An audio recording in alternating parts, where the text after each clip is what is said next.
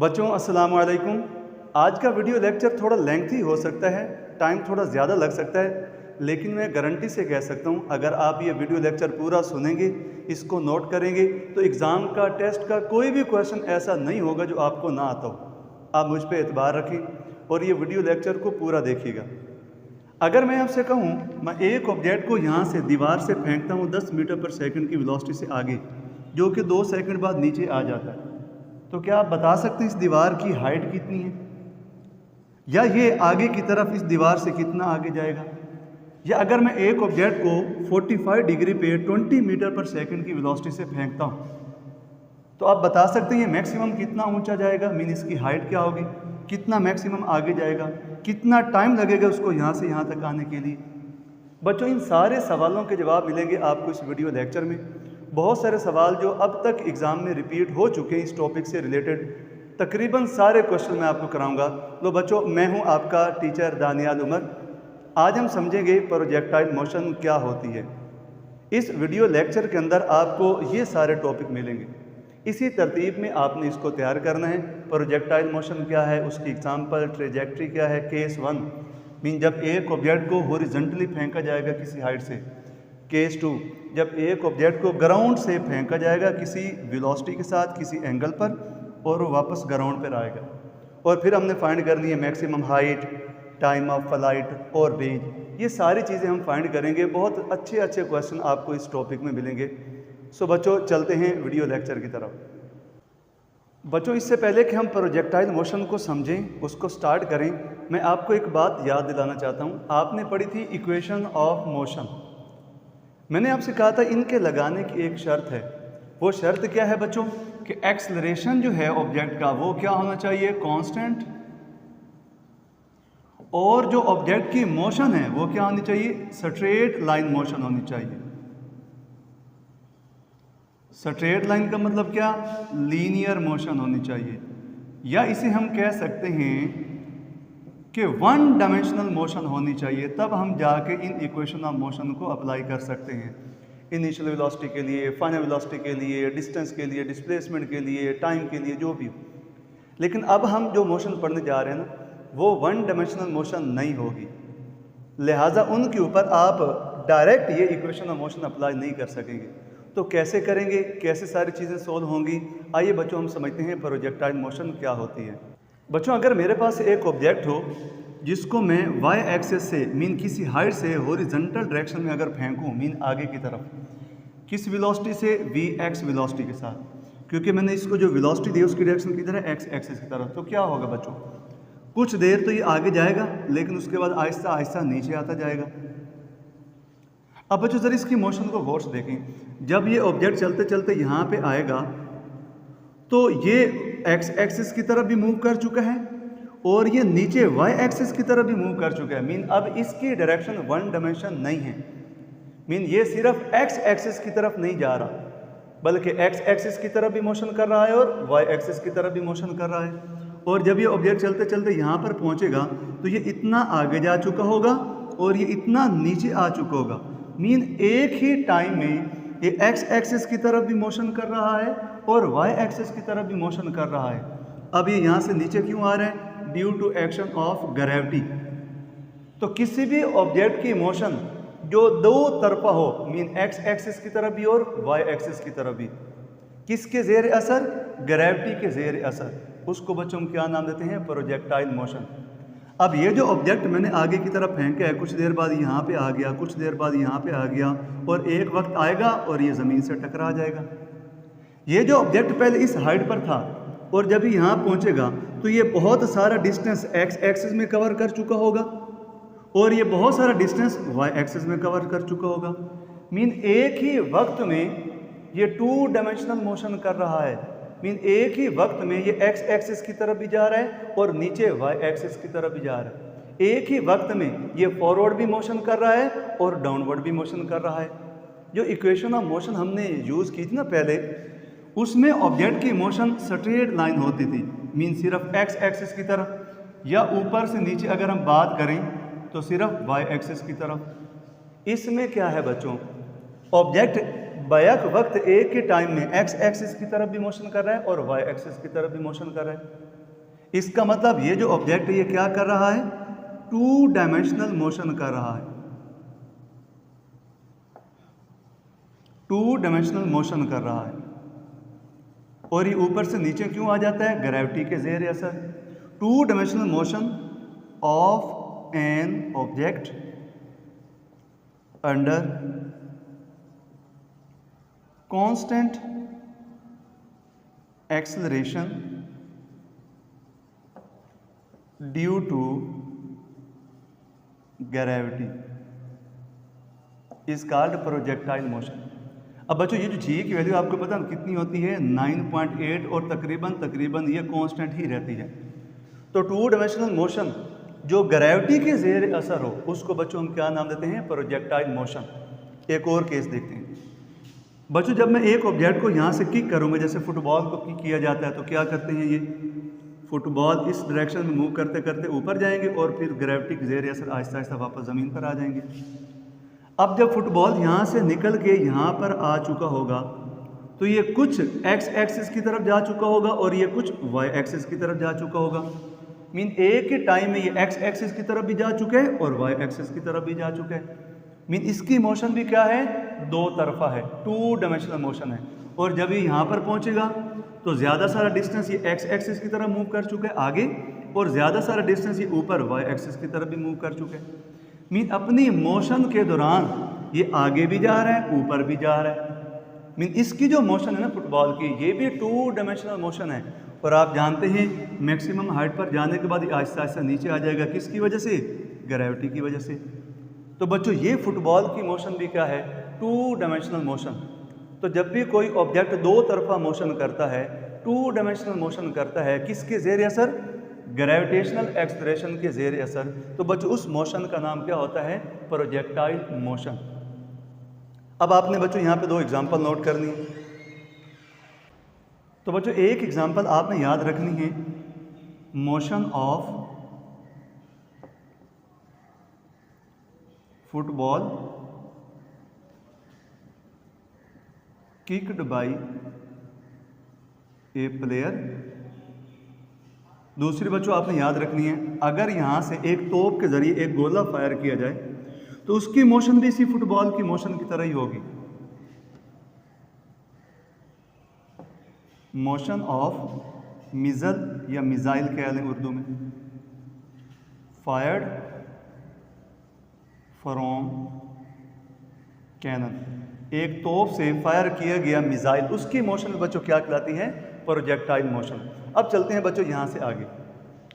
आओ बच्चों केस 1 समझते हैं। केस 1 में हमसे क्या कहा जाएगा, उस प्रोजेक्टाइल की मोशन को डिस्क्राइब करो जिसको एक्स एक्सिस की तरफ हॉरिजॉन्टल डायरेक्शन में किसी हाइट से फेंका जाएगा। बच्चों चीज़ें नोट करते जाइएगा और ध्यान से सुनते जाइएगा। आप समझते हैं कि जब आप इस ऑब्जेक्ट को यहाँ से फेंकेंगे एक हाइट से, तो ये क्या करेगा, आहिस्ता आहिस्ता आगे भी जाएगा, नीचे भी जाएगा, और एक वक्त आएगा ये ज़मीन से टकरा जाएगा। नीचे क्यों आया, under the action of constant acceleration due to gravity. और इसकी मोशन भी कैसी है, 2 डायमेंशनल मोशन, क्योंकि जिस रास्ते पर ये जा रहा है बच्चों याद रखिएगा उस रास्ते का नाम होता है ट्रेजेक्ट्री। और एमसीक्यूज़ के लिए बच्चों ये पूछा भी जाता है वो किस तरह की शक्ल का होता है, तो आपने ये भी याद रखना है, पैराबोलिक या पैराबोला। तो बच्चों ज़रा इसकी मोशन को देखें, तो जब ये रास्ते में होगा तो ये एक्स एक्सिस की तरफ भी जा रहा होगा और वाई एक्सिस की तरफ मीन नीचे भी जा रहा होगा। तो इस ऑब्जेक्ट की मोशन फॉरवर्ड भी होगी, डाउनवर्ड भी होगी, तो ये मोशन बच्चों क्या हो जाएगी, प्रोजेक्टाइल मोशन। अब इस केस में हमने 2 चीज़ें फाइंड करनी। जिस पॉइंट से इस प्रोजेक्टाइल को छोड़ा गया, लॉन्च किया गया, प्रोजेक्ट किया गया, उस पॉइंट से ज़मीन तक की कितनी हाइट होगी वो फाइंड करनी है, और इस दीवार से जहाँ पर वो लॉन्च किया है ज़मीन से ज़मीन तक कितना डिस्टेंस होगा ये हमने फाइंड करना है। लेकिन मैं कुछ इजाफी चीज़ें भी आपको बताऊंगा कि रास्ते में किसी भी जगह वेलोसिटी कैसे फाइंड करते हैं या स्पीड कैसे फाइंड करते हैं। हमारी बुक में केस 1 में सिर्फ 2 चीज़ें हमने फाइंड करनी है। एक तो ये वाली हमारे पास जो वर्टिकल हाइट है ये फाइंड करनी है, और ये हॉरिजॉन्टल जो डिस्टेंस है ये फाइंड करना है। उसके बाद इसी केस में मैं कुछ आपको इजाफी चीज़ें भी बताऊँगा। तो बच्चों आइए समझते हैं इस केस को।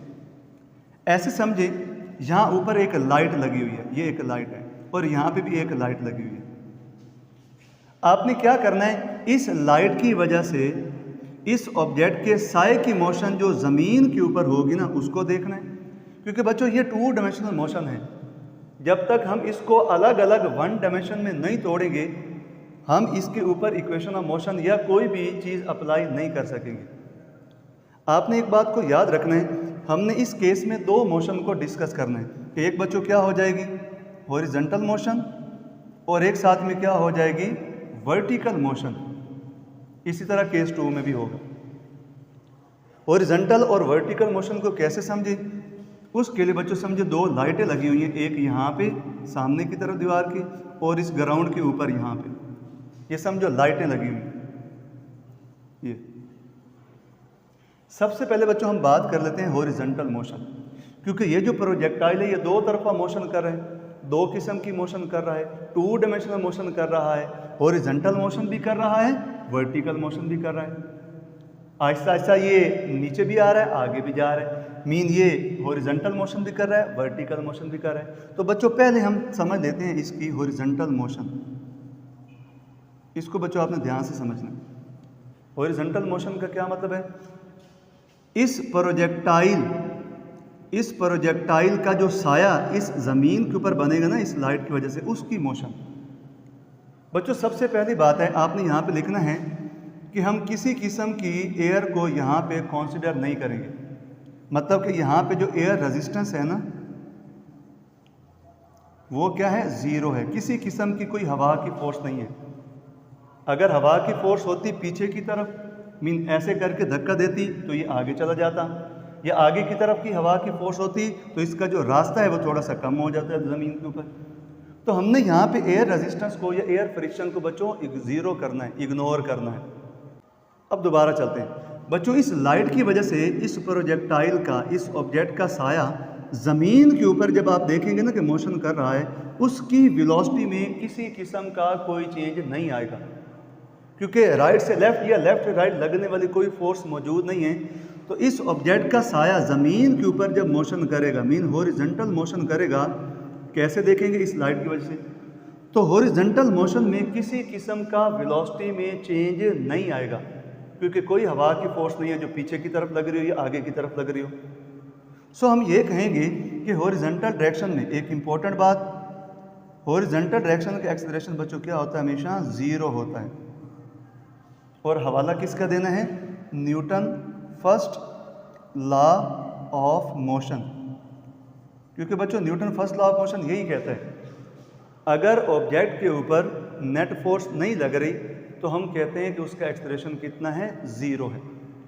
चूँकि हम हॉरिजॉन्टल मोशन की बात कर रहे हैं, इस हॉरिजॉन्टल मोशन में जब साया मूव करेगा तो उसके ऊपर ना पीछे की तरफ कोई फोर्स लग रही है, ना आगे की तरफ कोई फोर्स लग रही है। तो याद रखिएगा, इस प्रोजेक्टाइल का साया जब एक्स एक्सिस की तरफ यहाँ पे मूव करता हुआ आपको दिखाई देगा, उसकी वेलोसिटी में किसी किस्म का कोई चेंज नहीं आएगा। इसका मतलब हॉरिजॉन्टल डायरेक्शन में एक्सेलरेशन कितना होगा, 0। तो बच्चों हॉरिजॉन्टल डिस्टेंस फाइंड करने के लिए हम फार्मूला इस्तेमाल करते हैं, यहाँ पे मैं लिख देता हूँ S = VT, क्योंकि बच्चों ये फार्मूला हम हमेशा वहाँ पे इस्तेमाल करते हैं जहाँ पे वेलोसिटी या स्पीड क्या हो, कांस्टेंट हो, वरना नहीं।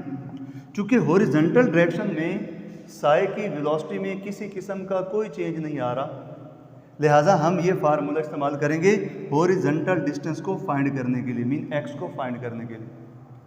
तो बच्चों हम क्या लिखेंगे, s की जगह x लिख देंगे, मतलब कि हॉरिजॉन्टल डिस्टेंस, और v की जगह वेलोसिटी लिख देंगे, मतलब कि vx, और t की जगह टाइम। अब देखें, अगर मैं इस ऑब्जेक्ट को आगे की तरफ फेंकूं 10 मीटर पर सेकंड की वेलोसिटी के साथ, बच्चों कितनी वेलोसिटी के साथ, 10 मीटर पर सेकंड की वेलोसिटी के साथ, अगर ये प्रोजेक्टाइल ज़मीन से टकरा जाता है 2 सेकंड के बाद, तो आप बता सकते हैं इस दीवार से आगे कितना दूर गिरेगा, मीन इसका हॉरिजॉन्टल डिस्टेंस कितना होगा इस फार्मूले के ज़रिए। तो बच्चों क्या बन जाएगा, x = vx की जगह 10 और t की जगह 2, तो बच्चों आंसर क्या आएगा, x = 20 मीटर। ये देखिए, है ना फिजिक्स का जादू। बच्चों आपने एक बात को अच्छी तरह याद रखना है, हॉरिजॉन्टल डायरेक्शन में वेलोसिटी चेंज नहीं होगी। अगर आपने यहाँ से ऑब्जेक्ट को आगे की तरफ फेंका है, लेट्स सपोज 10 मीटर पर सेकंड की वेलोसिटी के साथ, तो यहाँ पर भी इसकी हॉरिजॉन्टल डायरेक्शन में यही वेलोसिटी रहेगी, मतलब कि 10 मीटर पर सेकंड, और यहाँ पर भी बच्चों क्या रहेगी, वही 10 मीटर पर सेकंड। हॉरिजॉन्टल डायरेक्शन में चूँकि कोई फोर्स नहीं लग रही, तो हॉरिजॉन्टल डायरेक्शन में वेलोसिटी में चेंज आएगा ज़ीरो, किसी किस्म का वेलोसिटी में चेंज नहीं आएगा। लिहाजा इस फार्मूले के ज़रिए आप हॉरिजॉन्टल डिस्टेंस को फाइंड कर सकते हैं। लेकिन जब ये ऑब्जेक्ट चलता चलता यहाँ पर आएगा तो ये इस लेवल से नीचे आ चुका है, इसका मतलब वर्टिकल डायरेक्शन में इसकी वेलोसिटी थोड़ी सी बढ़ गई है, जो कि पहले क्या थी, ज़ीरो, क्योंकि शुरू में इसको आगे की तरफ फेंका गया था। तो शुरू में इसकी नीचे की तरफ वेलोसिटी मीन वर्टिकल डायरेक्शन में वेलोसिटी कितनी थी, ज़ीरो।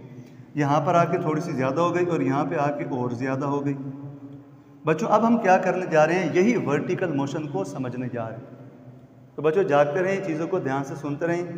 पहले तो बच्चों हमने क्या डिस्कस किया, हॉरिजॉन्टल डायरेक्शन। जो बातें आपने इसमें याद रखनी है वो ये हैं कि हॉरिजॉन्टल डायरेक्शन में फोर्स ना होने की वजह से वेलोसिटी में चेंज नहीं आएगा, वेलोसिटी क्या रहेगी, कांस्टेंट हॉरिजॉन्टल डायरेक्शन में।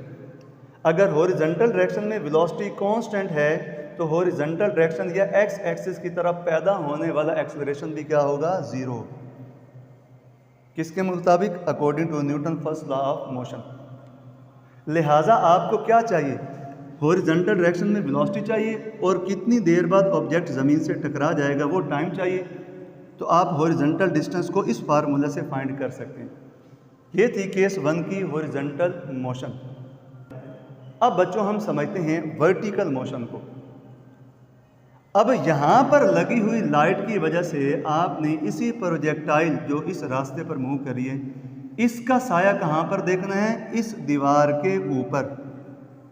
तो बच्चों जागते रहिएगा, जब इस ऑब्जेक्ट को शुरू में आगे की तरफ फेंका गया है तो इसका साया शुरू में नीचे तो मूव नहीं ना करेगा, क्योंकि थोड़ा सा ही आगे जाएगा फिर नीचे आना स्टार्ट करेगा। कहना का मतलब ये है कि वर्टिकल डायरेक्शन में जो इनिशियल वेलोसिटी होगी ना, वी आई इनिशियल वेलोसिटी जो होगी ना वर्टिकल डायरेक्शन में, वो बच्चों कितनी होगी, ज़ीरो। एक इंपॉर्टेंट एमसीक्यू, जब एक ऑब्जेक्ट को किसी मैक्सिमम हाइट से फेंका जाएगा ना हॉरिजॉन्टली, तो शुरू में ये आगे जाएगा, शुरू में ये नीचे मूव नहीं करेगा। लिहाजा स्टार्ट में वर्टिकल डायरेक्शन में जो इसकी वेलोसिटी होगी मीन इनिशियल वेलोसिटी, वो कितनी होगी, ज़ीरो होगी। अब हमने चेक करना है यहाँ से लेकर यहाँ तक इस दीवार की कितनी हाइट है, मीन वर्टिकल डिस्टेंस हमने क्या करना है, फाइंड करना है। अब एक बात मैंने इक्वेशन ऑफ मोशन में आपको समझाई थी, मैं यहाँ पे दोबारा रिपीट कर देता हूँ। बच्चों मैंने आपको ये बताया था, किसी भी ऑब्जेक्ट की जो इनिशियल वेलोसिटी की डायरेक्शन होती है ना, वो हमेशा क्या दी जाती है, पॉजिटिव। चाहे वो राइट साइड पे हो चाहे वो ऊपर की तरफ हो, इनिशियल वेलोसिटी की डायरेक्शन बच्चों हमेशा क्या दी जाती है, पॉजिटिव। और जो क्वांटिटी उसके अपोजिट आएगी उसके साथ हम क्या लगा देते हैं, माइनस। ये ऑलरेडी मैं बता चुका हूँ, क्योंकि यहाँ बच्चे सबसे ज़्यादा इसी में कंफ्यूज होते हैं कि जी कब पॉजिटिव होगा और कब नेगेटिव होगा। इस बात को बच्चों आपने याद रखना है। अगर तो इनिशियल वेलोसिटी ऊपर की तरफ है और हम जानते हैं जी हमेशा किधर होता है, नीचे की तरफ, तो इनिशियल वेलोसिटी पॉजिटिव और जी के साथ बच्चों हम क्या लगा देंगे, नेगेटिव। इसी तरह करके दूसरी बात, पहली बात आपने ये याद रखनी है, इनिशियल वेलोसिटी की डायरेक्शन हमेशा क्या दी जाएगी, पॉजिटिव, और जो भी वेक्टर क्वांटिटी इसके अपोजिट आएगी उसके साथ क्या लगा देंगे, नेगेटिव। अगली बात, अगर तो बच्चों एक ऑब्जेक्ट को ऊपर से नीचे फेंका गया फ्री फॉल, जिसमें इनिशियल वेलोसिटी कितनी है, ज़ीरो, तो बच्चों याद रखिएगा इस केस में हम जी कैसा देते हैं, पॉजिटिव। ये दो बातें बच्चों आपने याद रखनी है, तो आपको जी से कोई मसला नहीं बनेगा। अब वापस इधर आ जाएं, वर्टिकल मोशन। चूँकि मैं आपको बता रहा था शुरू में आपने ऑब्जेक्ट को आगे की तरफ फेंके, लिहाजा शुरू में नीचे की तरफ ये मूव नहीं करेगा, मीन नीचे की तरफ इनिशियल वेलोसिटी या वर्टिकल डायरेक्शन में इनिशियल वेलोसिटी क्या होगी, ज़ीरो। बच्चों जाग रहे हैं ना, इन बातों को ध्यान से सुनिएगा, ये आपने याद रखना है। वर्टिकल डायरेक्शन में इनिशियल वेलोसिटी क्या होगी, ज़ीरो। अब हमने फाइंड करना है यहाँ से लेकर यहाँ तक का डिस्टेंस। उसके लिए बच्चों हम लगाएंगे सेकंड इक्वेशन ऑफ मोशन। क्या थी बच्चों, S is equal to VIT plus 1/2 AT का स्क्वायर। अब मैं छोटा छोटा इनके साथ क्या लगा देता हूँ, y, क्योंकि ये किस मोशन की बात हो रही है, वर्टिकल मोशन की बात हो रही है। तो हमने डिस्टेंस भी कौन सा फाइंड करना है, वर्टिकल। अब बात करते हैं बच्चों एक्सेलरेशन की। यहाँ पे जो एक्सेलरेशन बॉडी में पैदा हो रहा है ना, वो है g। क्यों बच्चों, प्लस g क्यों? मैंने आपसे क्या कहा था, शुरू में ऑब्जेक्ट की वर्टिकल डायरेक्शन में वेलोसिटी कितनी है, 0। मीन अगर इनिशियल वेलोसिटी 0 हो और ऑब्जेक्ट उसके बाद नीचे मूव करना स्टार्ट कर दे तो जी बच्चों कैसा लिया जाता है, पॉजिटिव। प्लस लगाएं कोई फ़र्क नहीं पड़ता। अब बच्चों हम फाइंड करते हैं डिस्टेंस। तो बच्चों लगाते हैं सेकंड इक्वेशन ऑफ मोशन। यहाँ पे जो वर्टिकल डिस्टेंस है ऊपर से नीचे, इसको बच्चों हमने किससे शो किया है, y के साथ।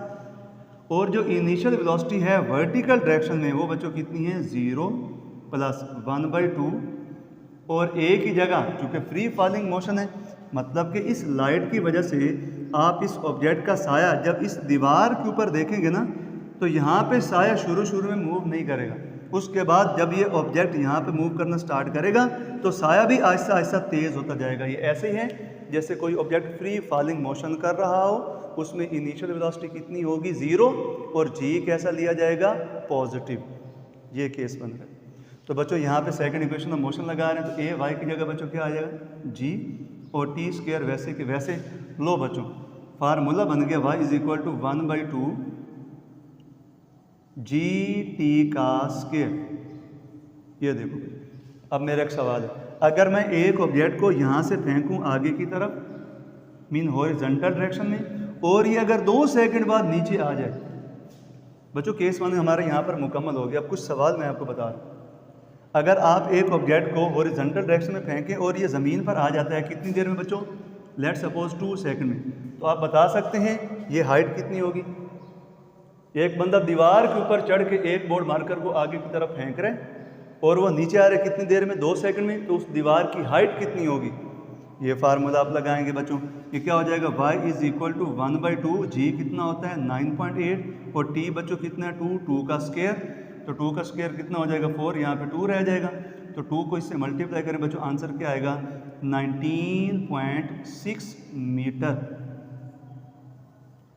लो बच्चों, ये हमारे पास हो गया सवाल। अब कुछ बातें जो बुक में नहीं लिखी हुई वो थोड़ी सी मैं आपको बताने जा रहा हूँ, क्योंकि वो आगे केस 2 में इस्तेमाल होनी है। सो बच्चों थकना नहीं है, तैयार रहना है। देखिए इतनी गर्मी में आपके लिए मेहनत कर रहा हूँ, तो आप लोगों ने साथ साथ चीज़ें नोट भी करनी है और उनको बार बार सुनना भी है, क्योंकि ये बहुत इंपॉर्टेंट टॉपिक है पूरी फर्स्ट ईयर फिज़िक्स का।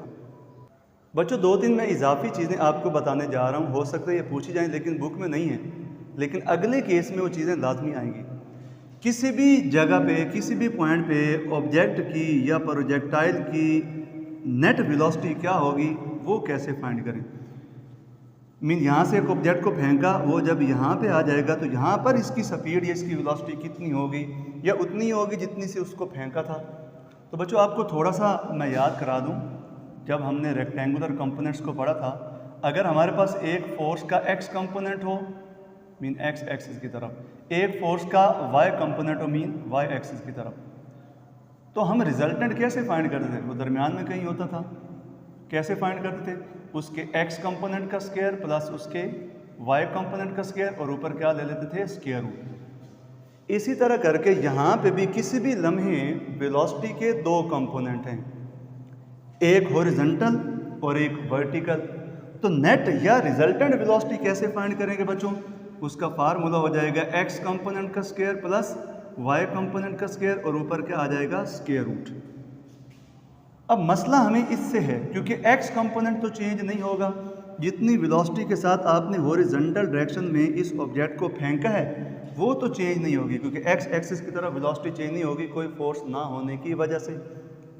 लेकिन जब ये साया दीवार के ऊपर मोशन करता है, उसकी वेलोसिटी पहले 0 होती है, बाद में ज़्यादा और फिर उससे भी ज़्यादा। मीन वर्टिकल डायरेक्शन में अगर आप साए की मोशन देखें तो आहिस्ता आहिस्ता बढ़ती है। तो ये वर्टिकल डायरेक्शन में वेलोसिटी कैसे फाइंड करें बच्चों, मीन हमें चाहिए फाइनल वेलोसिटी किस डायरेक्शन में, वर्टिकल डायरेक्शन में। उसके लिए बच्चों हम लगाएंगे फर्स्ट इक्वेशन ऑफ मोशन, क्या थी भाई, वी एफ इज बराबर to v i plus a t, है ना। तो बच्चों यहाँ पे वी एफ की जगह क्या आ जाएगा, वी एफ बाई, क्योंकि वर्टिकल डायरेक्शन की बात हो रही है। और अभी मैंने आपको बताया था वर्टिकल डायरेक्शन में इनिशियल वेलोसिटी बच्चों क्या होती है, 0, तो ये चीज़ क्या हो जाएगी 0 प्लस वर्टिकल डायरेक्शन में शुरू में वेलोसिटी कितनी है 0 और बाद में ज़्यादा हो जाती है, तो ये बन रही है फ्री फॉलिंग मोशन। और फ्री फॉलिंग मोशन में ऊपर से नीचे अगर कोई ऑब्जेक्ट मूव करता है तो जी हमेशा कैसा होता है, पॉजिटिव। तो बच्चों ये चीज़ क्या होगी, ज़ीरो, और यहाँ पे क्या लगा देंगे जी, और टी वैसे का वैसा। सो ये बन जाएगा v f y is equal to g into t. लो बच्चों, अगर आपको वो टाइम पता हो जिस टाइम में ऑब्जेक्ट रास्ते में किसी जगह पर आता है, तो आप वर्टिकल वेलोसिटी भी फाइंड कर सकते हैं और हॉरिजॉन्टल वेलोसिटी आपको ऑलरेडी दी गई थी। सिर्फ आपको वर्टिकल डायरेक्शन वाली वेलोसिटी फाइंड करनी है, और उसके लिए आपको क्या चाहिए, टी, बस। मीन एक ऑब्जेक्ट यहाँ से लेकर यहाँ तक गिरता है 2 सेकंड में, तो 1 सेकंड से पहले मतलब कि 1 सेकंड में तो यहाँ कहीं होगा ना, तो उस 1 सेकंड के बाद उसकी वेलोसिटी क्या होगी वर्टिकल डायरेक्शन में, उसको फाइंड करने का ये फार्मूला। जब वर्टिकल डायरेक्शन की वेलोसिटी आ जाएगी, हॉरिजॉन्टल आपको पता होगी, तो नेट वेलोसिटी फाइंड करने का ये फार्मूला, इसको हमने आगे भी यूज़ करना। ये कुछ इजाफी बातें थी, वो आपने नोट करनी है। बच्चों अब हम समझते हैं केस 2। केस 2 में बच्चों क्या होगा, एक ऑब्जेक्ट को किसी इनिशियल वेलोसिटी वी आई के साथ फेंका जाएगा, और ये जो इनिशियल वेलोसिटी है ये हॉरिजॉन्टल के साथ कोई ना कोई एंगल बना रही होगी, थीटा। मीन एक ऑब्जेक्ट को ग्राउंड से फेंकेंगे जैसे फुटबॉल को फेंका जाता है, ये किसी मैक्सिमम हाइट पर जाएगा और फिर वहाँ से सीधा नीचे। तो अगर आप इस ऑब्जेक्ट की या फुटबॉल की मोशन को देखें तो ये 2 डायमेंशनल मोशन है। यहाँ से लेकर यहाँ तक की मोशन देखें तो ये आगे भी जा रहा है, ऊपर भी जा रहा है। यहाँ से लेकर यहाँ तक ये बहुत ऊपर जा चुका है और बहुत आगे जा चुका है, और उसके बाद फिर ये आगे भी जाएगा, नीचे भी आएगा। मीन इसकी मोशन भी क्या है, प्रोजेक्टाइल मोशन। ये भी 2 डायमेंशनल मोशन कर रहा है। अब बच्चों इसको हमने समझना है। इसमें भी उसी तरह करके 2 केस लेंगे। एक केस क्या होगा हॉरिजॉन्टल मोशन का, और एक बच्चों क्या होगा वर्टिकल मोशन का, जैसे पिछले केस में हमने समझा था। अब बच्चों ये तो आप जान चुके हैं। अब जब ये ऑब्जेक्ट यहाँ पर पहुँचेगा तो इसकी हॉरिजॉन्टल डायरेक्शन में वेलोसिटी चेंज नहीं होगी, जितनी भी होगी। वर्टिकल डायरेक्शन पहले ज़्यादा होगी, बाद में क्या हो जाएगी, कम। और यहाँ पर आके क्या होगा, यही सबसे मज़े का पॉइंट है। इससे पहले कि मैं आगे चलूँ, मुझे एक सवाल का जवाब बताएं, कमेंट में बता दीजिएगा कि क्या इस ऑब्जेक्ट की वेलोसिटी किसी भी पॉइंट पर 0 हो सकती है। आप सोच रहे होंगे कि जब ये ऑब्जेक्ट यहाँ पे मैक्सिमम हाइट पर पहुँचेगा इसकी वेलोसिटी 0 हो जाएगी। अब 0 होती है या नहीं, ये इसी वीडियो लेक्चर में आप जानेंगे, इसी केस के अंदर। अब मेरा एक सवाल है, अगर मैं इस ऑब्जेक्ट को फेंकता हूँ शुरू में कितनी वेलोसिटी से, लेट सपोज 20 मीटर पर सेकंड की वेलोसिटी से, कितने एंगल पे, लेट सपोज 60 डिग्री पे। इनिशियल वेलोसिटी बच्चों कितनी है, वी आई, कितने एंगल पे, 60 डिग्री पे। तो यहाँ पर लगी हुई लाइट की वजह से जब हम इस ऑब्जेक्ट का साया ज़मीन के ऊपर देखेंगे ना, तो वो कितनी वेलोसिटी से जा रहा होगा। सवाल बड़ा ज़रूरी है, फिर सुनिए। अगर मैं इस ऑब्जेक्ट को इधर फेंकूँ कितनी वेलोसिटी के साथ, 20 मीटर पर सेकंड की वेलोसिटी के साथ, तो इस वेलोसिटी की वजह से ऑब्जेक्ट का साया जब ज़मीन के ऊपर मूव करेगा, यहाँ ग्राउंड के ऊपर मूव करेगा, तो उसकी वेलोसिटी कितनी होगी, क्या वो 20 ही होगी। अब इसको बच्चों हमने समझना है, तो इसके लिए हमें समझना पड़ेगा हॉरिजॉन्टल मोशन। जब आप इस ऑब्जेक्ट को किसी एंगल पर प्रोजेक्ट करेंगे, फेंकेंगे, तो इस लाइट पर से आप देखेंगे इस ऑब्जेक्ट का साया ज़मीन के ऊपर भी मूव कर रहा होगा, उसकी वेलोसिटी क्या होगी, अब ये हमने फाइंड करनी है। तो बच्चों वही केस जैसे मैंने आपको बताया था, अगर एक ऑब्जेक्ट के ऊपर एक कोई फोर्स लगती है किसी एंगल थीटा पे, तो उसका आगे की तरफ कितना कंपोनेंट होगा, याद है, एफ का एक्स कंपोनेंट, वो क्या हो जाएगा, एफ कॉस और ये वाला एंगल थीटा। अगर यहाँ पे एफ की जगह मैं वी आई लिख देता, मीन वेलोसिटी भी तो वेक्टर क्वांटिटी है, तो उस इनिशियल वेलोसिटी का एक्स कंपोनेंट क्या हो जाता, वी आई का एक्स कंपोनेंट क्या हो जाता। जैसे एफ का एक्स कंपोनेंट क्या था, एफ कॉस थीटा, इसी तरह करके वी आई का एक्स कंपोनेंट भी क्या हो जाएगा, वी आई कॉस थीटा। अब मुझे ज़रा बताएं, अगर मैं इस ऑब्जेक्ट को इस डायरेक्शन में फेंकूं, कितने एंगल पे, 60 डिग्री पे, कितनी वेलोसिटी के साथ, 20 मीटर पर सेकंड की वेलोसिटी के साथ, तो इस ऑब्जेक्ट का साया जब ज़मीन के ऊपर मोशन करेगा, इस लाइट की वजह से हम देखेंगे, तो ज़मीन के ऊपर उसकी वेलोसिटी कितनी होगी, हॉरिजॉन्टल डायरेक्शन में वेलोसिटी कितनी होगी, उसके लिए ये formula v i cos theta. V i कितना है 20 और एंगल बच्चों कितना है 60 डिग्री, तो 20 इंटू कॉस 60 क्या होता है 1/2, तो आंसर आएगा 10 मीटर पर सेकेंड। यही तो बच्चों मज़ा है फिजिक्स में। आप इस प्रोजेक्टाइल का कौन सा हिस्सा समझने जा रहे हैं, हॉरिजॉन्टल मोशन का। तो हॉरिजॉन्टल डायरेक्शन में जो इसकी वेलोसिटी होगी वो इसका एक्स कंपोनेंट होगा, और वो कैसे फाइंड करते हैं, वी आई का एक्स कंपोनेंट कैसे फाइंड करते हैं, वी आई कॉस थीटा। मतलब कि जब आप इस ऑब्जेक्ट को 20 मीटर पर सेकंड की वेलोसिटी से 60 डिग्री से फेंकेंगे तो उसका साया जब यहाँ से चलना स्टार्ट करेगा, यहाँ पर पहुँचेगा, स्पीड कितनी होगी 10 मीटर पर सेकंड, यहाँ पहुँचेगा, स्पीड कितनी होगी 10 मीटर पर सेकंड। मीन हॉरिजॉन्टल डायरेक्शन में किसी भी पॉइंट पर वेलोसिटी में चेंज नहीं आता। इसका मतलब जैसे कि मैंने आपको केस 1 में बताया था, हॉरिजॉन्टल डायरेक्शन में बच्चों एक्सेलरेशन कितना होता है 0। According to Newton first law of motion, चूँकि यहाँ पे कोई हवा नहीं है जो पीछे से लग रही हो वेलोसिटी चेंज करने के लिए, ये आगे से लग रही हो वेलोसिटी कम करने के लिए, लिहाजा फोर्स ना होने की वजह से, मैं हॉरिजॉन्टल डायरेक्शन की बात कर रहा हूँ, वर्टिकल की नहीं, हॉरिजॉन्टल डायरेक्शन में कोई फोर्स नहीं लग रही, लिहाजा कोई वेलोसिटी में चेंज नहीं आएगा।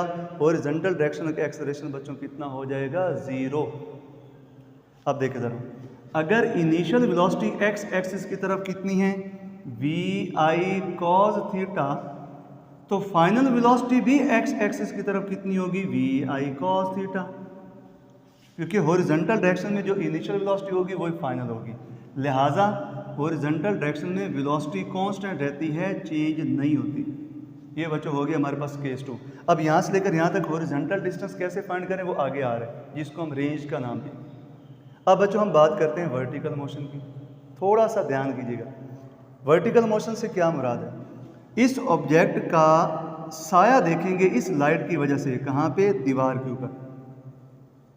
अब मुझे बताएं, जब ये ऑब्जेक्ट यहाँ से निकलेगा कितनी वेलोसिटी के साथ, वही एग्जांपल दे लेते हैं हम बच्चों 20 मीटर पर सेकंड की वेलोसिटी के साथ। तो इस ऑब्जेक्ट का साया शुरू में इस दीवार के ऊपर कितनी वेलोसिटी से निकलेगा, जी हाँ, वो हो जाएगा इस वेलोसिटी का वर्टिकल कंपोनेंट, वो क्या हो जाएगा वी आई वाई, मतलब कि वी आई साइन थीटा। आप इसके ज़रिए निकाल सकते हैं। तो बच्चों याद रखिएगा, वर्टिकल डायरेक्शन में जो इनिशियल वेलोसिटी होगी वो इस वी आई का वाई कंपोनेंट होगा। वर्टिकल डायरेक्शन में जो इनिशियल वेलोसिटी होगी वो वी आई का वाई कंपोनेंट होगा, मतलब कि वी आई साइन थीटा। ठीक है बच्चों, अब बात करते हैं इससे आगे। जब ये ऑब्जेक्ट रास्ते में कहीं लेट सपोज यहाँ पर पहुँचेगा तो इसका साया पहले तेज़ी के साथ निकलेगा, स्पीड आहिस्ता आहिस्ता कम होती होती यहाँ पे आके कुछ कम हो जाएगी, और जब ये ऑब्जेक्ट यहाँ पर पहुँचेगा तो इस ऑब्जेक्ट का साया जब आप दीवार के ऊपर देखेंगे ना, इस लम्हे वेलोसिटी 0 हो चुकी होती है। फिर सुने बच्चों, जिस ऑब्जेक्ट को आपने फेंका है, अगर ये मूव करते करते यहाँ पर जब पहुँचेगा तो इस ऑब्जेक्ट की मोशन का साया इस लाइट की वजह से जब हम वाई एक्सिस के ऊपर देखेंगे ना, तो शुरू में साया तेज़ी के साथ निकलेगा और ऊपर जाते जाते उसकी वेलोसिटी आहिस्ता आहिस्ता कम हो जाएगी, क्योंकि यहाँ पे फ्री फॉलिंग मोशन हो रही है।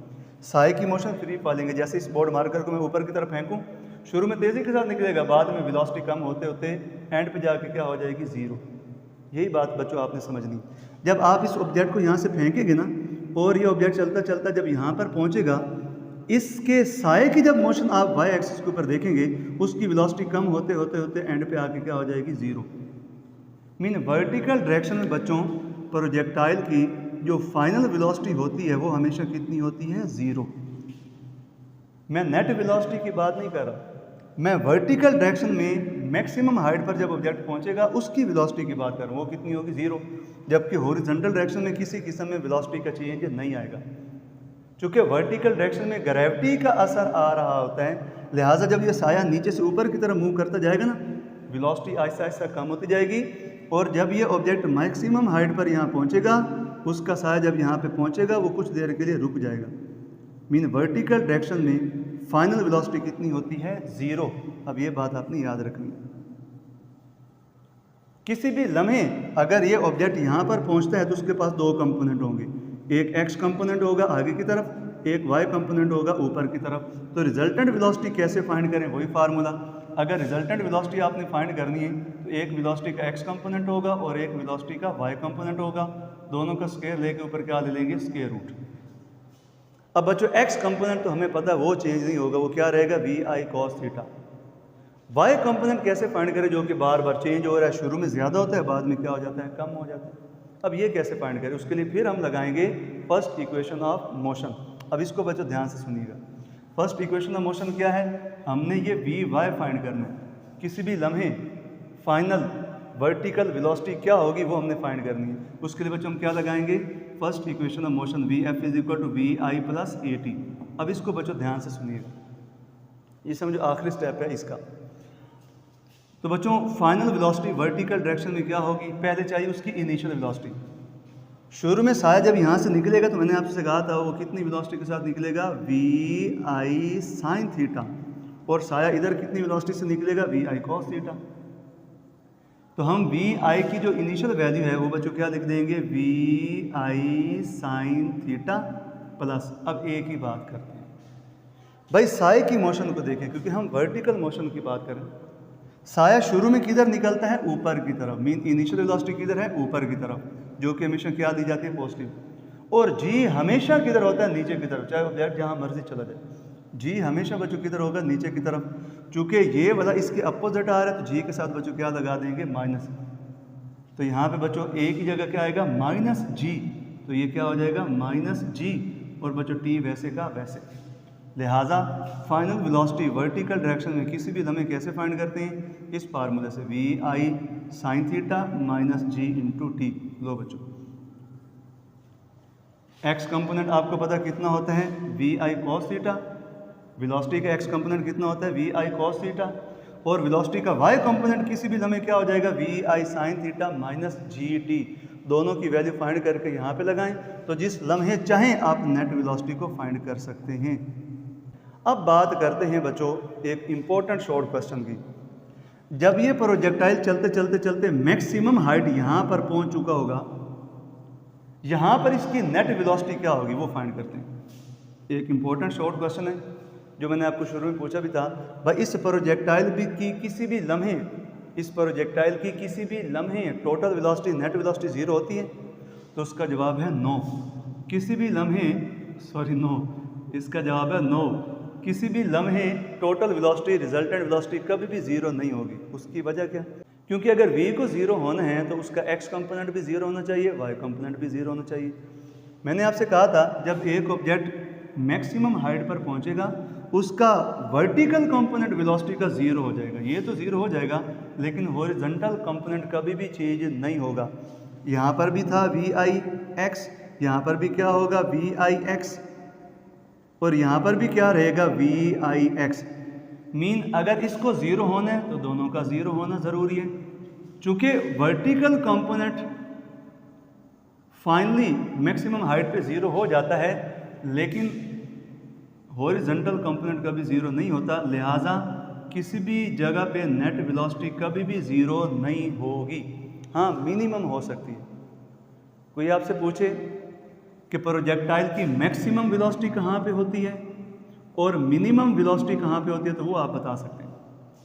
जब एक ऑब्जेक्ट मैक्सिमम हाइट पर पहुँचेगा, जब एक ऑब्जेक्ट मैक्सिमम हाइट पर पहुँचेगा तो उसकी वेलोसिटी क्या कहलाएगी, मिनिमम, क्योंकि मैक्सिमम हाइट पर ये चीज़ क्या हो जाएगी, ज़ीरो। लिहाजा v किसके इक्वल हो जाएगा, वी एक्स स्क्वायर, और ऊपर स्क्वायर रूट, लिहाजा v किसके इक्वल हो जाएगा, वी एक्स की। अब ये भी MCQ है कि किसी भी प्रोजेक्टाइल की नेट वेलोसिटी या रिजल्टेंट वेलोसिटी उसके x कंपोनेंट के इक्वल कब होगी, जब वो कहाँ पे होगा, मैक्सिमम हाइट पे। तो एक ऑब्जेक्ट की मिनिमम वेलोसिटी बच्चों कहाँ पर होती है, मैक्सिमम हाइट पे, और मैक्सिमम वेलोसिटी कहाँ पे होती है, पॉइंट ऑफ प्रोजेक्शन, मीन जहाँ से उसको फेंका गया, end point where it hits the ground. दो जगहों पे इसकी वेलोसिटी मैक्सिमम होगी, एक वहाँ पे जहाँ से ये निकला पॉइंट ऑफ प्रोजेक्शन, एक वहाँ पे जहाँ पे ये ज़मीन से टकराया, the point where it hits the ground. और बच्चों मिनिमम वेलोसिटी कहाँ होगी, मैक्सिमम हाइट के ऊपर। ये था बच्चों हमारे पास केस 2। एक चीज़ और बता दूं, आखिरी चीज़ इसमें, उसके बाद हम वो डेरिवेशन की तरफ जाएंगे जो कि ज़्यादातर वही लॉन्ग क्वेश्चन पूछा जाता है कि भाई हमें ये तो पता चल गया कि यहाँ पे रिजल्टेंट वेलोसिटी क्या होगी इस फार्मूले के ज़रिए, एंगल कितना होगा वो कैसे फाइंड करें। वही बच्चों बात होगी, अगर ये फोर्स है, ये उसका x कंपोनेंट है और ये उसका y कंपोनेंट है, तो इस फोर्स का एंगल थीटा कैसे फाइंड करते थे, theta is equal to tan inverse, ऊपर आ जाएगा y कंपोनेंट और नीचे आ जाएगा x कंपोनेंट। उसी तरह करके अगर आपने डायरेक्शन फाइंड करनी है हॉरिजॉन्टल के साथ तो एंगल क्या हो जाएगा tan इनवर्स, ऊपर बच्चों हो जाएगा वेलोसिटी का y कंपोनेंट, नीचे हो जाएगा x कंपोनेंट। खत्म। बच्चों जो 90% हमसे लॉन्ग क्वेश्चन पूछा जाता है ना, वो ये पूछा जाता है कि प्रोजेक्टाइल की मैक्सिमम हाइट फाइंड करो, टाइम ऑफ फ्लाइट फाइंड करो और रेंज फाइंड करो, जो अभी हम करने जा रहे हैं। तो बच्चों आप लोगों ने थकना नहीं है मेरी तरह, साथ साथ चीज़ें नोट करते जाएगा। पूरा लेक्चर ध्यान से सुनेंगे तो ये चीज़ें समझ आएंगी। बच्चों प्रोजेक्टाइल मोशन का तकरीबन हम 80% हिस्सा समझ चुके हैं। उम्मीद है बहुत सारी बातें जो आपने स्कूल या कॉलेज में नहीं सुनी होंगी वो यहाँ पे आपको पता चली होंगी, ये मेरा दिल कहता है, शायद ऐसा ही हो। 20% हमारे पास हिस्सा रह गया और यही सबसे ज़्यादा लॉन्ग में आता है। कोई सी दो चीज़ों की डेरिवेशन हमसे पूछेंगे। मीन जब एक प्रोजेक्टाइल को प्रोजेक्ट किया जाएगा, फेंका जाएगा, तो ये ज़मीन से मैक्सिमम कितना ऊंचा जा सकता है, इसकी मैक्सिमम हाइट, और यहाँ से लेकर यहाँ तक mean point of projection and point of landing के दौरान इसको कितना टाइम लगता है वो हम टाइम फाइंड करेंगे। उसके बाद ये कितना ज़मीन से ज़मीन तक दूर जाता है उसकी रेंज फाइंड करेंगे। फिर हम बच्चों करेंगे इसके रिलेटेड न्यूमेरिकल, इनमें रिलेशन भी देखेंगे जो बुक में नहीं है लेकिन ये आ सकता है। लिहाजा बच्चों सबसे पहले हम देखते हैं मैक्सिमम हाइट। तो बच्चों जब एक ऑब्जेक्ट को यहाँ से फेंका जाएगा, प्रोजेक्ट किया जाएगा किसी इनिशियल वेलोसिटी के साथ, तो आपने इस ऑब्जेक्ट की जो साई की मोशन दीवार के ऊपर होगी ना, इसको देखना है इस लाइट की वजह से। मतलब कि आपने क्या करना है, इसकी वर्टिकल मोशन को देखना है, वर्टिकल मोशन की वजह से।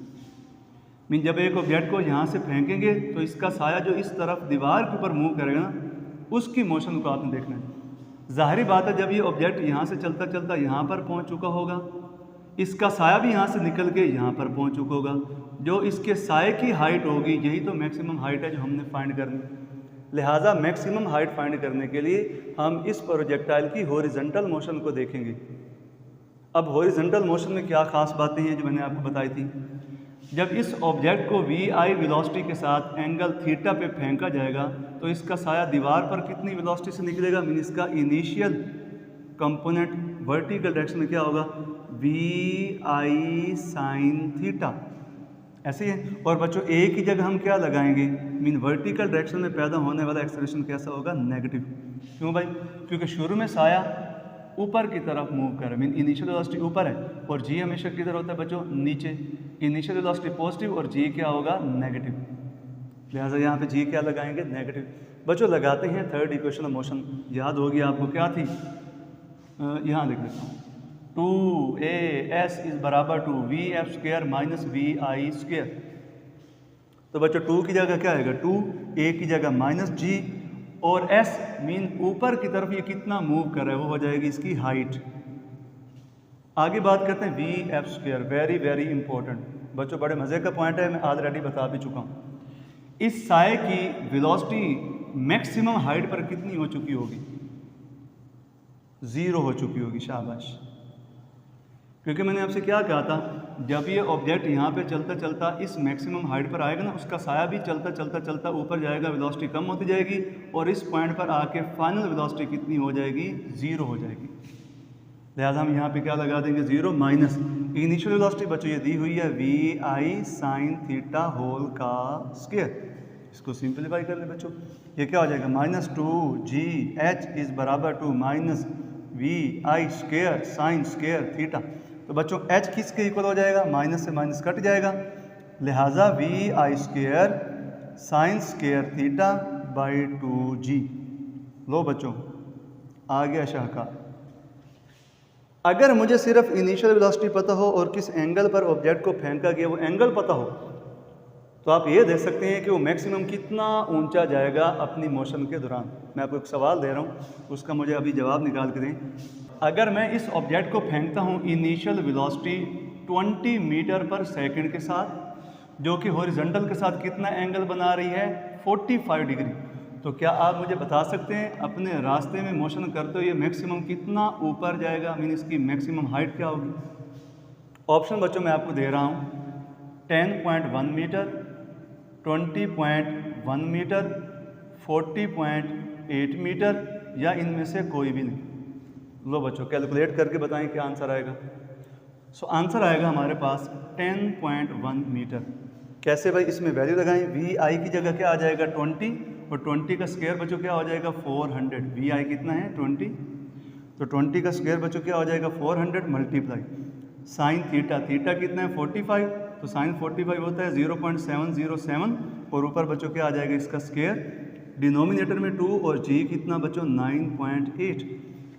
दोबारा बीच में माइनस नहीं लगा देना, क्योंकि जी के साथ ऑलरेडी हम माइनस बच्चों लगा सकें, माइनस हमने यूज़ कर लिया, दोबारा वैल्यू लगाते हुए आपने माइनस नहीं लगाना। अब बच्चों इसको सिंपलीफाई करें, ये कट जाएगा, तो 200 इसको इससे मल्टीप्लाई करें 0.7 के स्क्वायर से, जो आंसर है इसको 9.8 पे डिवाइड करें। लो बच्चों आपका आंसर आ गया 10.1 मीटर। आपको सिर्फ इनिशियल वेलोसिटी चाहिए, कितने एंगल से उसको फेंका गया है वो एंगल चाहिए, तो आप मैक्सिमम हाइट को फाइंड कर सकते हैं। अब बच्चों इसको ज़रा देखते हैं, टाइम ऑफ फ्लाइट। इसमें भी हमने बच्चों किसको देखना है, वर्टिकल मोशन को, और कौन सी इक्वेशन लगानी है, सेकंड इक्वेशन ऑफ मोशन, ताकि हम टाइम ऑफ फ्लाइट फाइंड कर सकें।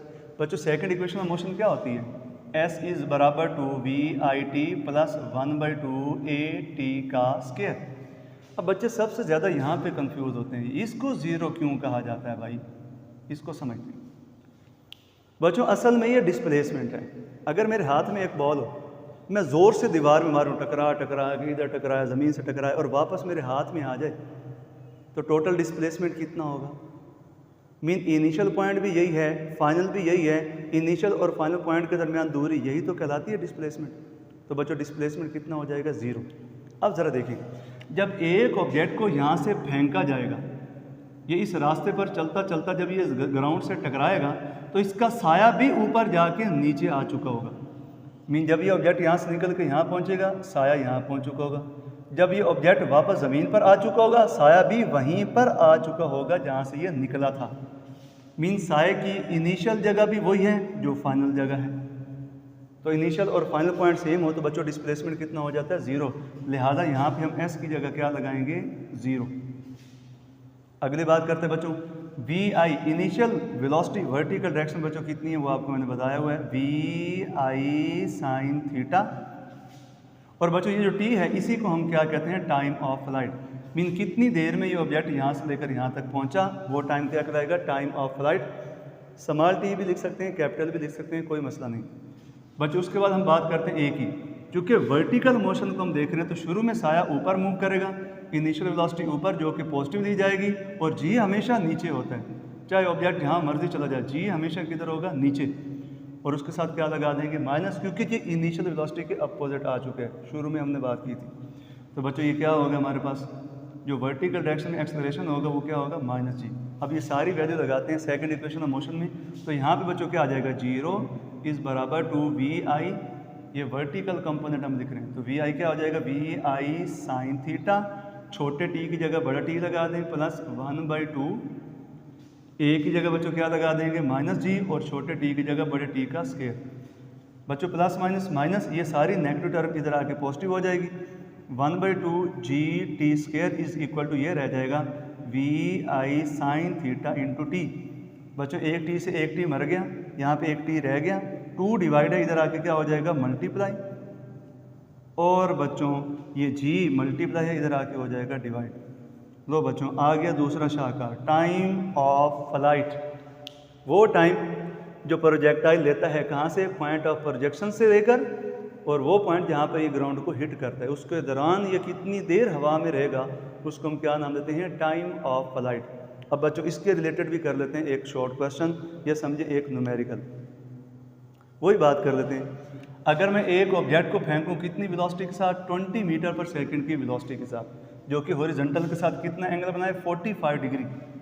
तो यहाँ से लेकर यहाँ तक पहुँचने के लिए इसको कितना टाइम लगेगा, मीन फाइंड करना इसका टाइम ऑफ फ्लाइट। तो बच्चों ऑप्शन मैं आपको दे रहा हूँ, कितना हो जाएगा, 10.1 सेकेंड, 20.8 सेकेंड, 2.9 सेकेंड, या इनमें से कोई भी नहीं। तो बच्चों इसको खुद कैलकुलेट करें, आंसर आएगा हमारे पास 2.9 सेकेंड। 2 की जगह 2, वी आई बच्चों कितना है 20, तो 2 से मल्टीप्लाई होकर क्या हो जाएगा 40। उसके बाद साइन 45 डिग्री, जो आंसर आएगा उसको 9.8 पे डिवाइड कर लें, सो बच्चों आपके पास आंसर आ जाएगा। अब बच्चों हम चलते हैं रेंज ऑफ प्रोजेक्टाइल। मीन जब एक ऑब्जेक्ट को यहाँ से फेंका जाएगा तो ये हॉरिजॉन्टल डायरेक्शन में कितना दूर जाएगा, वो दूरी हमने फाइंड करनी है। बच्चों उसके लिए हम क्या देखेंगे, क्योंकि हॉरिजॉन्टल डायरेक्शन में देखना है तो हॉरिजॉन्टल मोशन लेंगे। और बच्चों इसमें आप दो इक्वेशन लगा सकते हैं, S = VT भी लगा सकते हैं और सेकंड इक्वेशन ऑफ मोशन भी लगा सकते हैं, जैसे आपका दिल करे। क्योंकि हॉरिजॉन्टल मोशन है, इसमें एक्सेलरेशन 0 होता है, तो एक ही जगह बच्चों क्या आ जाएगा 0, ये सारी टर्म क्या हो जाएगी 0, बाकी क्या बच गया S। तो बच्चों S की जगह हम क्या लगा देंगे R, क्योंकि S डिस्टेंस है किधर, हॉरिजॉन्टल डायरेक्शन में, उसको हम रेंज का नाम देंगे। और बच्चों ये है इनिशियल वेलोसिटी VI/T, ये है इनिशियल वेलोसिटी किधर, x एक्सिस की तरफ। तो केस 2 में मैंने आपको बताया था, तो बच्चों जो इनिशियल वेलोसिटी होती है x एक्सिस की तरफ वो क्या होती है VI cos थीटा। और यहाँ से लेकर यहाँ तक जाने के लिए जो टाइम लगेगा उसको बच्चों हम क्या कहते हैं, टाइम ऑफ फ्लाइट। तो बच्चों t की जगह हम क्या लगा देंगे 2VI sin θ/g। लो बच्चों अप्लाई करते हैं सेकंड इक्वेशन ऑफ मोशन, वो भी लिख सकते हैं ये भी लिख सकते हैं, क्योंकि ये चीज़ खत्म हो जाएगी ना, क्योंकि एक्सेलरेशन हॉरिजॉन्टल डायरेक्शन में बच्चों कितना होता है 0, तो ये टर्म खत्म हो जाएगी, पीछे रह जाएगा वेलोसिटी इनटू टाइम, और ये भी क्या है वेलोसिटी इनटू टाइम। कौन सी वेलोसिटी, हॉरिजॉन्टल डायरेक्शन की। सो बच्चों यहाँ S की जगह क्या आ जाएगा R, और VI x एक्सिस की तरफ, चूँकि हम कौन सी मोशन ले रहे हैं हॉरिजॉन्टल मोशन, और वो कितना होगा, हाँ भाई कितना होगा VI cos थीटा मल्टीप्लाई। बच्चों आगे टाइम की वैल्यू हम क्या लेंगे, time of flight 2VI sin θ/g। इसको सिंपलीफाई कर लेते हैं बच्चों, ये क्या बन जाएगा R = 2VI × VI, तो ये हो जाएगा VI का स्क्वायर, और बच्चों नीचे क्या बच गया G, बाकी इकट्ठा कर लेते हैं 2 sin θ cos थीटा। अब बच्चों ये एक फार्मूला है जो आप ट्रिग्नोमेट्रिक फंक्शन में, ट्रिग्नोमेट्रिक क्वेश्चन में देखेंगे, ट्रिग्नोमेट्रिक रेशो में देखेंगे। फिलहाल जो बायो वाले बच्चे हैं, मेडिकल वाले, इसको एज इट आपने याद रखना है 2 sin θ cos थीटा। ये बच्चों किसके इक्वल होता है, ये इक्वल होता है sin 2 × थीटा। ये बच्चों स्क्वायर नहीं है, इसमें गलती ना कर देना, sin 2 × थीटा। लो बच्चों ये होगी हमारे पास रेंज की डेरिवेशन। तो बच्चों इसमें भी हम क्वेश्चन कर लेते हैं भाई, वही क्वेश्चन जो बार बार हम रिपीट करें। इनिशियल वेलोसिटी बच्चों कितनी है 20 मीटर पर सेकंड, कितने एंगल पर फेंक गए ऑब्जेक्ट को 45 डिग्री पे, तो बताएं ये यहाँ से लेकर यहाँ तक कितना आगे दूर जाएगा। अब देखो ये कितनी इंपॉर्टेंट चीज़ें, फ्यूचर पता लगा रहे हैं भाई, देखो तो ये फार्मूला लगाएंगे बच्चों, VI स्क्वायर की जगह आ जाएगा 20 का स्क्वायर जो कि हो जाएगा 400 इंटू साइन 2 × थीटा, मतलब कि 45 को 2 से मल्टीप्लाई करें क्या बन जाएगा साइन ऑफ 90 डिग्री, और बच्चों नीचे क्या आ जाएगा G 9.8, साइन 90 डिग्री 1, तो ये समझो खत्म हो गया 1 हो गया। इसको 9.8 पे डिवाइड करें तो बच्चों आंसर आएगा तकरीबन 40.8 मीटर। लो बच्चों, और ये वो सारे केसेस हैं जहां हमने हवा को इग्नोर किया हुआ है, आइडियल केसेस हैं बच्चों। अब हम आखिरी हिस्से की तरफ जाते हैं, तकरीबन 5% बच्चों हिम्मत करें, ये चीज़ें बार बार नहीं समझाई जाती, इसलिए मैं आपको बता रहा हूँ, इसको अच्छी तरह देखने समझ लें। आखिरी हिस्सा हमने करना है कि इन तीन चीज़ों में रिलेशन क्या है। बच्चों अब हम चाहते हैं कि कोई एक ऐसा फार्मूला बने जिसमें अगर आपको टाइम ऑफ फ्लाइट दिया जाए, मीन निकलने और टकराने का टाइम दिया जाए, और आप ये बता सकें कि उस प्रोजेक्टाइल की मैक्सिमम हाइट कितनी होगी। मीन T दिया जाए, H फाइंड कर लें, या H दिया जाए और T फाइंड कर लें। हम इन दोनों का रिलेशन फाइंड करने जा रहे हैं। तो बच्चों एक काम करते हैं, इसको क्रॉस मल्टीप्लाई करते हैं, 2G डिवाइड है, इधर H से क्या हो जाएगा मल्टीप्लाई, इधर क्या रह गया VI sin थीटा, इसको मैं लिख देता हूँ होल का स्क्वायर।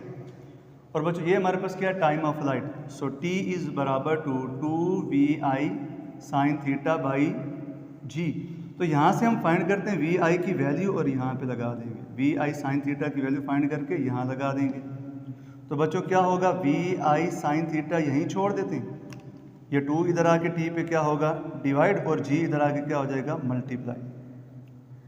तो इस इक्वेशन में, इसको इक्वेशन 1 का नाम है, ये VI sin थीटा की वैल्यू को पुट कर देंगे। तो बच्चों ये क्या हो जाएगा 2GH = 2। बच्चों इसकी जगह हम क्या लगा देंगे, इसकी जगह क्या लगा देंगे, इसकी वैल्यू, मतलब कि TG/2 होल का स्क्वायर। तकरीबन ख़त्म हो गया। अब इसको कैलकुलेट कर लें, सिंपलीफाई कर लें। सो बच्चों ये क्या हो जाएगा T² × G² / 4। तो तो एक जी से एक जी इधर कैंसिल हो जाएगा, तो बाकी रह गया 2h, 2 इधर मल्टीप्लाई इधर आके क्या हो जाएगा divide, mean h is equal to 2 इससे मल्टीप्लाई होकर ये क्या बन जाएगा 8, ऊपर क्या बच गया बच्चों t का स्क्वायर और साथ में क्या हो गया g। लो बच्चों, this is the relation between maximum height and time of flight. अब एक सवाल है, अगर मैं आपको ये कहूँ कि ये ऑब्जेक्ट यहाँ से लेकर यहाँ तक मूव करता है और कितनी देर में आता है, तकरीबन वो जो बच्चों तकरीबन 2 सेकंड में, तो बताएं ये मैक्सिमम कितनी हाइट कवर करेगा। फार्मूला आपके सामने बच्चों, t की जगह हम क्या लगा देंगे 2 का स्क्वायर क्या हो जाएगा 4 मल्टीप्लाई जी बच्चों क्या होता है 9.8 और नीचे क्या है 8, 4 1 ज़ा 4, 4 2 ज़ा 8, तो बच्चों 9.8 को 2 पे डिवाइड करें 4.9 मीटर की हाइट ये देगा। देखिए कितना आसान है, इसमें वी आई थीटा का कोई चक्कर नहीं है। आपको टाइम दिया जा रहा है यहाँ से लेकर यहाँ तक में, टाइम ऑफ फ्लाइट, आपने हाइट फाइंड करनी। ये अगर आपको हाइट दी जाती तो आप क्या फाइंड कर सकते थे, टाइम ऑफ फ्लाइट। ये बच्चों हमने रिलेशन डिराइव किया किस किस के दरमियान, मैक्सिमम हाइट और टाइम ऑफ फ्लाइट के दरमियान, तो बच्चों इसको याद रखिएगा। अब हम बच्चों रिलेशन देखते हैं मैक्सिमम हाइट और रेंज के दरमियान, और एंड पे हमारा वो एक छोटा सा शॉर्ट क्वेश्चन। तो बच्चों अब हम रिलेशन डिराइव करने जा रहे हैं between maximum height and range of projectile. उसी तरह बच्चों इधर हमारे पास क्या है, h इज बराबर to v i square sine square theta by क्या हो जाएगा बच्चों 2g, और रेंज बच्चों हमारे पास क्या है, इसको मैं थोड़ा सा तरतीब में लिख लेता हूँ, इसको ऐसे लिखता हूँ v i square by g sine square theta by 2, कोई फ़र्क नहीं पड़ता। अब उसको मैं क्या लिखता हूँ, r इज़ बराबर to v i square by g into sine 2 theta. तो मैं v i square by g की वैल्यू निकाल के यहाँ पे लगा दूंगा इसकी जगह ये, और यहाँ से वो क्या निकलेगी r by sine 2 theta is equal to v i square by g. तो बच्चों v i square by g की जो वैल्यू ये आई है वो इसकी जगह लगा देंगे। सो बच्चों h इज़ इक्वल टू क्या बन जाएगा, ये we i square by g की वैल्यू बच्चों क्या है r बाई साइन 2 थीटा, और बच्चों साइन 2 थीटा क्या होता है 2 साइन थीटा कॉस थीटा, तो लिख देंगे 2 साइन थीटा और साथ में बच्चों क्या आएगा कॉस थीटा। ये हमने we i square by g की जगह ये वैल्यू लगा दी, और ये वैसे का वैसे mean sine square theta by 2, इसको सिंप्लीफाई कर लें बच्चों, एक साइन से एक साइन थीटा कैंसिल हो जाएगा, ये हो गया r, ये 2 2 ज़ार 4, और बच्चों ऊपर क्या बच गया साइन थीटा और नीचे क्या है cos theta. Sine by cos क्या होता है, लो बच्चों आ गया tan theta. This is the relation between maximum height and range of projectile. अब बच्चों यहाँ पे भी एक सवाल कर लेते हैं, लेकिन उस सवाल से पहले आपको ये शॉर्ट क्वेश्चन समझना होगा कि रेंज मैक्सिमम कब होती है। बच्चों बात को ध्यान से सुनिए। लेट्स सपोज कि आपके पास पाइप है जहाँ से पानी निकल रहा है, कभी आप इतने एंगल पे फेंकते हो, कभी आप इतने एंगल पे फेंकते हो, कभी आप इतने एंगल पे फेंकते हो, तो कब ये पानी की जो लहर है, ये पानी जो यहाँ से निकल रहा है वो सबसे ज़्यादा दूर जाएगा। मतलब कि यहाँ से निकलने वाली स्पीड तो सेम है ना, ये चीज़ कांस्टेंट है, ये चेंज नहीं करेंगे, जी भी क्या है कांस्टेंट, ये भी चेंज नहीं होगा। तो बच्चों r is directly proportional to sine 2 theta, mean जैसे जैसे एंगल चेंज करेंगे r भी चेंज होगा। तो बच्चों r मैक्सिमम कब होगा, जब साइन 2 थीटा मैक्सिमम हो, और साइन किसी भी एंगल पे मैक्सिमम कितना हो सकता है 1। साइन 1000 ले लो, 10,000 ले लो, करोड़ ले लो, कभी भी आंसर 1 से बड़ा नहीं आएगा। तो साइन थीटा किसी भी जगह पे चाहे वो जितना भी हो मैक्सिमम कितना देता है 1। तो यहाँ से 2 थीटा क्या आएगा साइन इनवर्स ऑफ 1। तो बच्चों 2 theta is equal to sine किस एंगल पर 1 देता है 90 डिग्री पे। सो थीटा इज बराबर टू 45 डिग्री। तो अब अगर आपसे पूछा जाए कि किस एंगल पर रेंज मैक्सिमम होगी, मीन कब ये पानी की फुहार सबसे ज़्यादा दूर जाएगी, जब एंगल बच्चों कितना होगा 45 डिग्री, मीन ये सेकंड नंबर पे। एक और एमसीक्यू, अगर आपके पास दो एंगल ऐसे हों जिनका सम 90 डिग्री बन जाए तो बच्चों उन एंगल का नाम होता है कॉम्प्लीमेंट्री एंगल। और एमसीक्यूज़ के लिए याद रखिएगा कॉम्प्लीमेंट्री एंगल के लिए रेंज सेम होती है। मीन ये जो नीचे हमारे पास समझो पानी की फुहार जा रही है, ये कितने एंगल पर जा रही है, लेट सपोज 30 डिग्री पे, और सबसे ऊपर वाली कितने एंगल पर जा रही है, लेट सपोज 60 डिग्री पे। तो सबसे नीचे वाली फुहार और सबसे ऊपर वाली फुहार एक ही जगह पे आके टकरा रही है। इसका मतलब इनकी रेंज क्या होगी, सेम। क्यों भाई, क्योंकि दोनों के एंगल का सम कितना बन रहा है, 90 डिग्री। बहुत इंपॉर्टेंट एमसीक्यूज। तो अगर दो एंगल का सम 90 डिग्री हो तो उन पर रेंज की वैल्यू क्या होगी, सेम होगी, इक्वल होगी। अब बच्चों इधर चलते हैं। अगर हमसे कहा जाए कि मैक्सिमम रेंज 400 मीटर है। अब मैक्सिमम रेंज का मतलब क्या है कि यहाँ पे एंगल कितना आ जाएगा, 45 डिग्री, क्योंकि रेंज कब मैक्सिमम होती है, जब एंगल कितना हो, 45 डिग्री। हमसे कहते हैं मैक्सिमम रेंज बच्चों कितनी है, 400 मीटर। हाइट फाइंड करें तो बच्चों इस फार्मूले में लगा देंगे तो क्या हो जाएगा हमारे पास, h इज़ बराबर टू रेंज कितना है, 400 मीटर, और नीचे 4 वैसे के वैसे, और बच्चों tan 45 डिग्री। ये क्या हो जाएगा, tan 45 डिग्री, क्योंकि मैक्सिमम रेंज किस एंगल पर होती है, 45 डिग्री पे। लो बच्चों आंसर कितना आ गया, 100 मीटर। क्या मतलब, अगर एक ऑब्जेक्ट ज़मीन से ज़मीन पर आगे की तरफ 400 मीटर दूर जाता है तो ये कितनी हाइट अचीव करेगा, अटेन करेगा, 100 मीटर। लो बच्चों कितनी मज़े की बात। और आज का आखिरी हिस्सा, अगर आप थीटा की जगह यहाँ पे 45 डिग्री लगा दें तो फिर आपको जो आर की वैल्यू मिलेगी उसको हम नाम देंगे, ये है मैक्सिमम रेंज।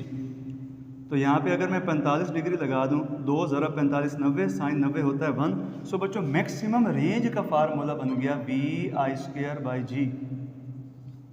बच्चों आप लोगों का बहुत बहुत शुक्रिया, आप लोगों ने इतने बड़े लेक्चर को ध्यान से सुना, उम्मीद है सुना होगा। अल्लाह हाफिज़।